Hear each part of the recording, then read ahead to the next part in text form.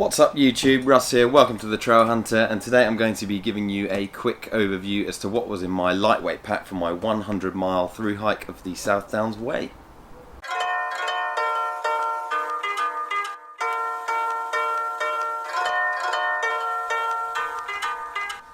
My base weight was exactly 7 kilos, which is just about 15 pounds, and that's basically everything that was in my pack except food and water, which is exactly what I'm going to be talking about with you today.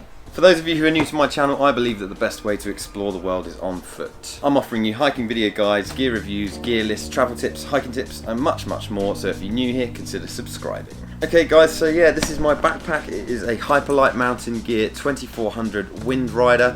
It's made out of Dyneema, so it's waterproof, it's ultralight, and it's ultra strong. It's 40 litres, so it's not too big, it's pretty small and tidy. I'm actually in the process of refining my pack and all of the contents that are in it, and I've got a lot of things from overseas in the US that are really light and really durable. I'm a huge believer of travelling light and backpacking light and being as light as possible without being stupidly light, and I only carry things that I definitely know I'm going to be using on the trip. Stay tuned for the absolute full review of this backpack. I haven't done one yet because I've only just finished testing it out, but it's been really amazing, and I'm really looking forward to showing you guys how I've packed it and what it's been able to hold for 100 miles. Now what I'll do is I'll get all the contents out and lay them out on this table and show you everything in all of its glory. So yeah, let's crack on with that.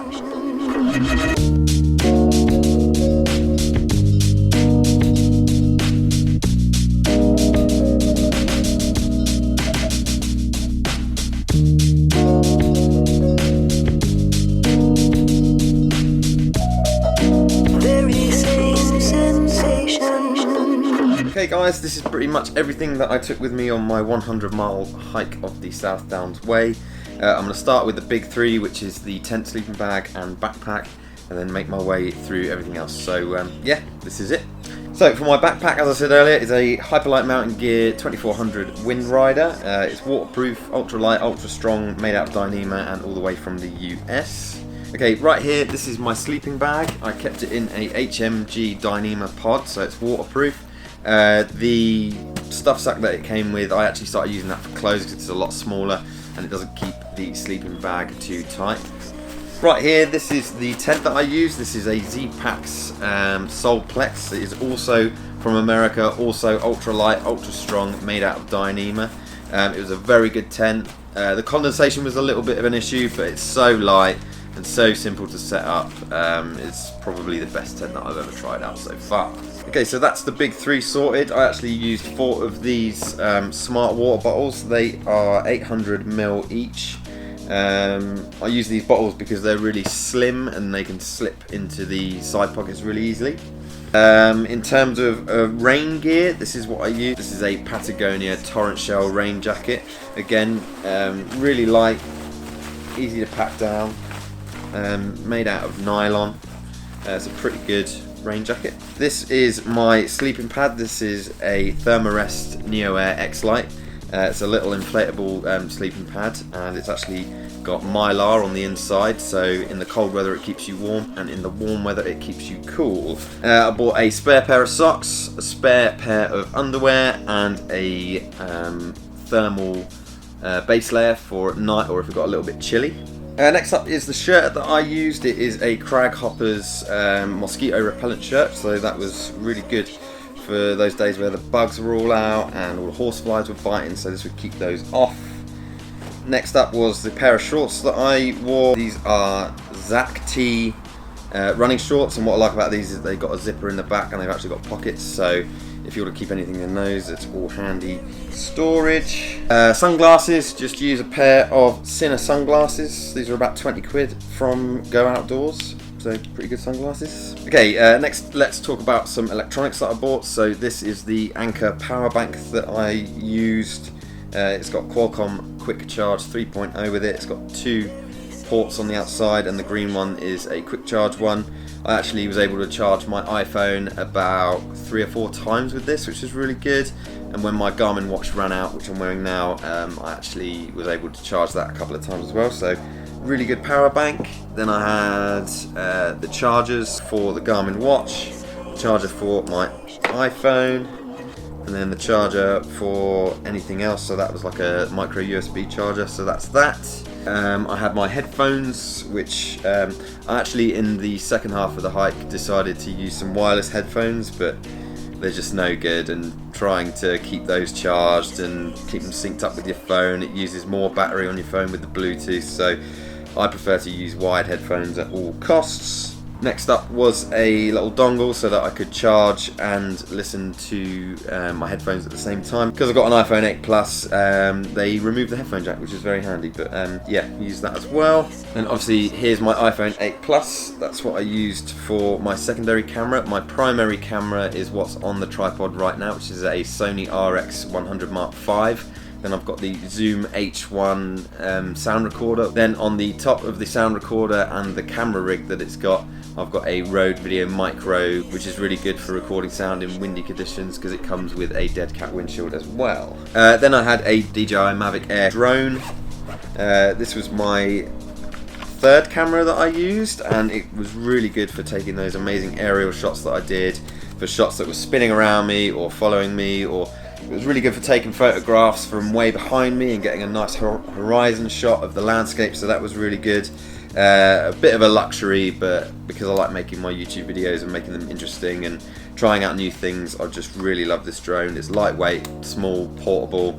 The controller, which is also here, packs up really small, which is also really handy.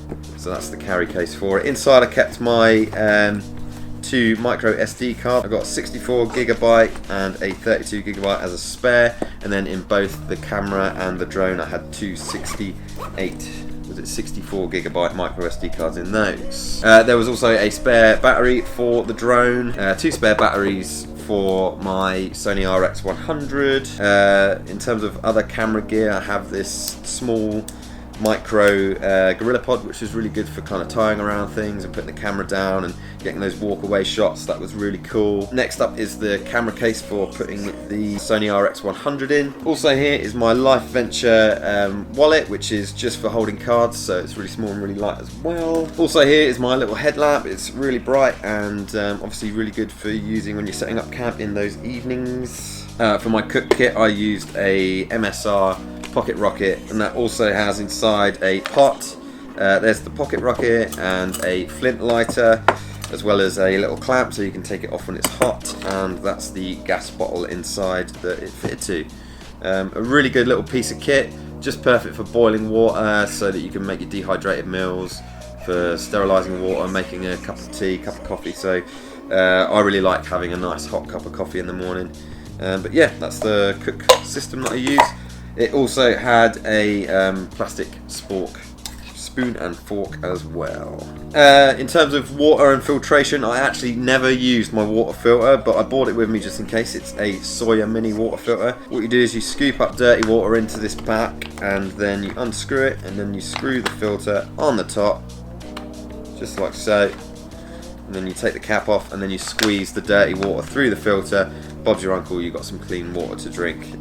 This is definitely going to come in handy in Southeast Asia. I don't really want to keep having to buy bottled water. I just want to be able to take some from a tap, or take some from a river or a puddle, or when it rains I can just collect water that way.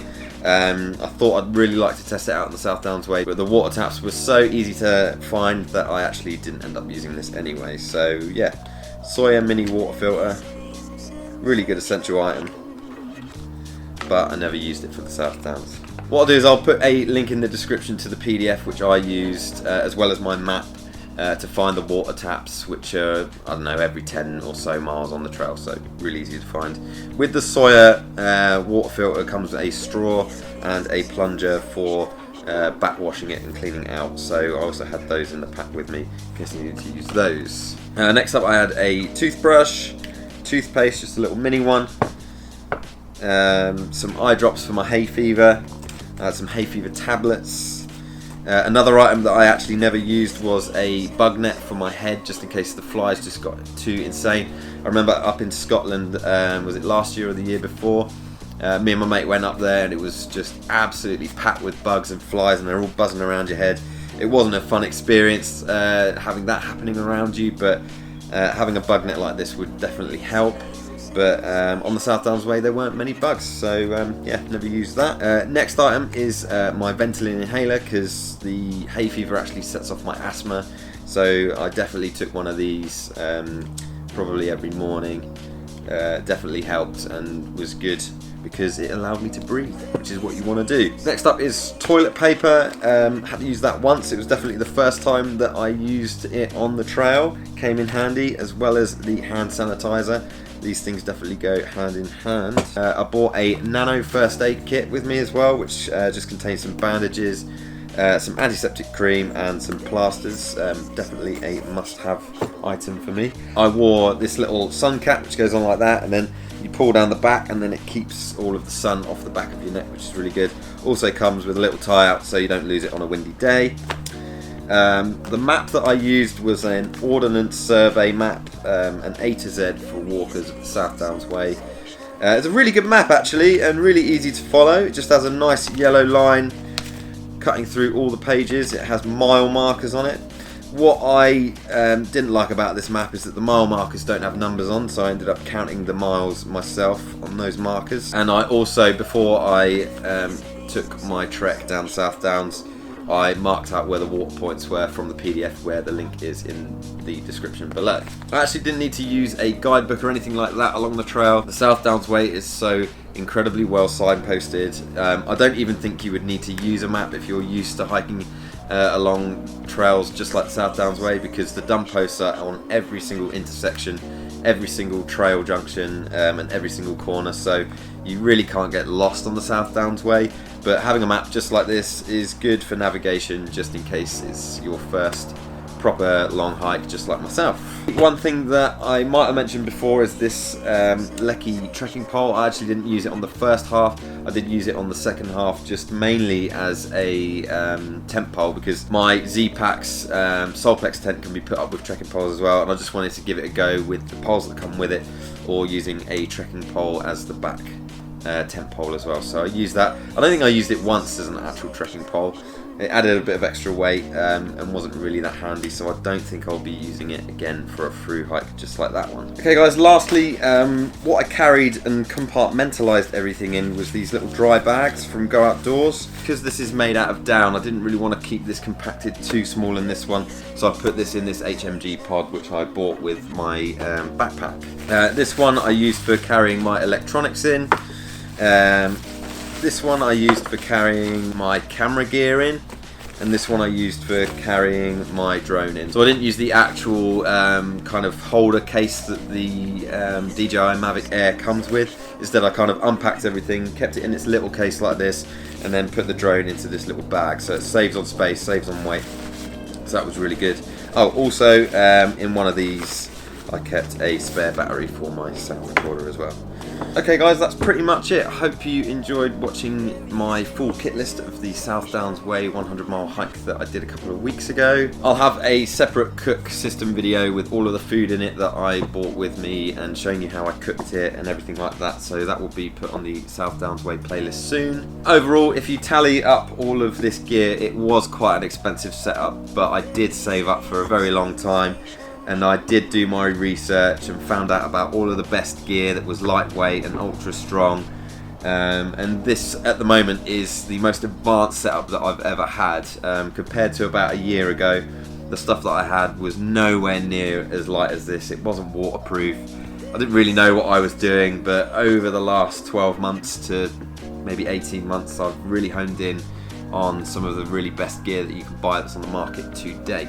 But yeah, as it's quite an expensive setup, what I'll do is I'll list everything in the description below, and I'll put links to where you can buy them as well as the price that they were at, and then I'll probably do a little add up at the end and give you the total of how much all of this cost. Anyway guys, this is the end of my kit list for the 100-mile hike that I did a couple of weeks ago at the South Downs Way. If you found this video at all useful, then hit that thumbs up. I'm offering you hiking video guides, gear lists, gear reviews, travel tips, hiking tips and much more, so if you're new here, do consider hitting that subscribe button below. Don't forget to head over to my website, thetrailhunter.com, where you can find all of my kit lists, gear reviews, adventure videos and hiking videos, and I'll see you guys in the next one.